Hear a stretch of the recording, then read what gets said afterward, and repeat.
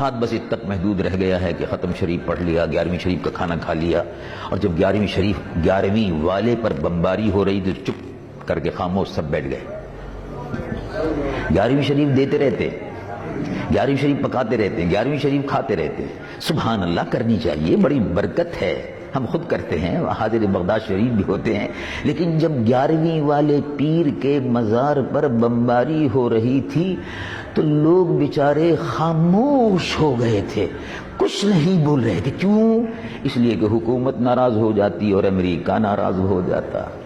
11ویں والے پیر کے مزار پر بمباری ہو رہی ہے تو ہونے دو، ان کو اس سے کوئی بحث نہیں تھی، بہت سے لوگوں کو، الا ماشاء اللہ۔ اور جو لوگ عملی طور پر عراق کی حمایت میں یا امریکہ کی مخالفت میں میدان عمل میں تھے، ان کو اسلام کے دشمن اور امریکہ کے ایجنٹ کی پروپیگنڈا کرتے تھے کہ ان کو صدام حسین سے پیسے مل گئے ہیں۔ صدام حسین تو پیسے بعد میں دیتا، پیسے تو پہلے 11ویں والے پیر دے رہے تھے، ان کا کھاتے آ رہے تھے ہم لوگ، وہ دے رہے تھے، ان کا کھا رہے تھے تو پھر انہی کا گا بھی رہے تھے۔ لیکن بہت سے لوگ ڈر کے بیٹھ گئے اور کہا کہ نہیں، یہ تو سیاسی مسئلہ ہے۔ اب لوگوں کے لیے بڑا آسان ہے کسی چیز سے جان چھڑانا ہو، نہیں یہ سیاسی مسئلہ ہے۔ اچھا بھائی، سیاسی مسئلہ کیا ہوتا ہے؟ کہاں یہ بغداد شریف پر اگر بمباری ہو رہی ہے تو اس کے خلاف احتجاج کرنا یہ بھی سیاسی مسئلہ ہے۔ اچھا تو یہ بھی سیاسی مسئلہ ہے اور حکومت بھی سیاسی مسئلہ ہے اور یہ بھی سیاسی مسئلہ ہے، تو پھر سیاسی مسئلے کس کے لیے رکھو گے بھائی؟ تو پھر یہودی سیاسی مسئلہ چلائیں گے مسلمانوں کا، پھر عیسائی مسلمانوں کا سیاسی مسئلہ چلائیں، اور ہندو مسلمانوں کا سیاسی مسئلہ حل کریں۔ سیاسی مسئلے تو مسلمانوں ہی کو حل کرنے ہوں گے۔ اگر مسلمان ہی اپنی سیاست سے خود دستبردار ہو جائے تو کہ یہودی اور عیسائی اور ہندو اگر مسلمانوں کی سیاست کریں گے اور مسلمانوں کا نظام حکومت اور مسلمانوں کی گورنمنٹ جو ہے اس کو چلائیں گے، یہ تو سوچنے کی بات ہے۔ لیکن بے عقل لوگ، محدود ذہن کے لوگ، جن کا ذہن محدود ہے، انہوں نے اپنے دین کو اسی میں محدود کر لیا، بس نماز روزہ حج و زکوٰۃ ہے، اور اس کے علاوہ ان کو قرآن شریف میں کوئی اور چیز نظر ہی نہیں آتی۔ اگر وہ نماز روزہ حج و زکوٰۃ ہی تھا تو پھر ابو بکر صدیق کو حکومت کرنے کی اور حکمراں بننے کی ضرورت کیا تھی؟ ابو بکر صدیق تو نقش بندیوں کے پیشوا ہیں، ختم خواجگان پڑھتے رہتے مسجد نبوی میں، حکومت کرنے کی کیا ضرورت تھی؟ عمر فاروق رضی اللہ عنہ مرضا کو حکومت کرنے کی کیا ضرورت تھی؟ اور راتوں کو تہجد کی نماز چھوڑ کر، مسجد نبوی چھوڑ کر، مدینے کی گلیوں میں بیواؤں اور یتیموں کے گھروں کو تلاش کرنے کی کیا ضرورت تھی؟ کبھی سوچا؟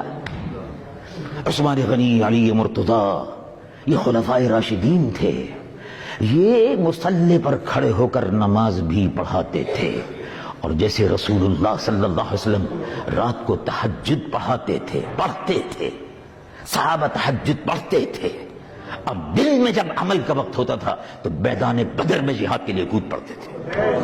یہ بھی سنت ہے، فقط وہی سنت نہیں ہے، نماز بھی فرض ہے، روزہ بھی فرض ہے، زکوٰۃ بھی فرض ہے، حج بھی فرض ہے، اور یہ تمام فرائض ہے، لیکن اسی کے ساتھ ساتھ جہاد بھی اس میں شامل ہے، اگرچہ فرض وہ نہیں ہے لیکن فرض کفایہ بہرحال اپنی جگہ پر موجود ہے۔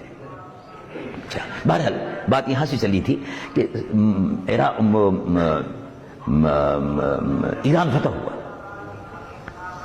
فتح ہوا۔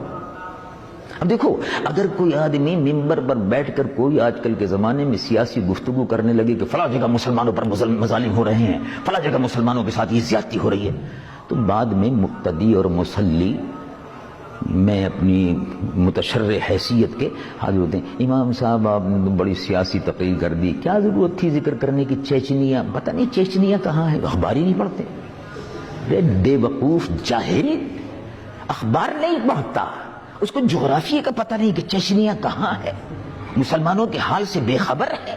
رسول اللہ صلی اللہ علیہ وسلم نے ارشاد فرمایا، المؤمن للمؤمن کالبنیان یشد بعضہ بعضا، او کما قال صلی اللہ علیہ وسلم۔ مومن ایمان والے ایک دوسرے کے لیے ایسے ہیں جیسے عمارت کی اینٹیں، اور یہ بنیاد جو اٹھائی گئی ہے، کالبنیان یشد بعضہ بعضا، جیسے بنیان، یہ اینٹیں، یہ برکس، یہ اینٹیں ایک دوسرے سے ملی ہوئی اور جڑی ہوئی ہیں، جڑ سے نیچے سے اوپر تک، اسی طرح سے مسلمان روح زمین کا ایک دوسرے سے جڑا ہوا ہے۔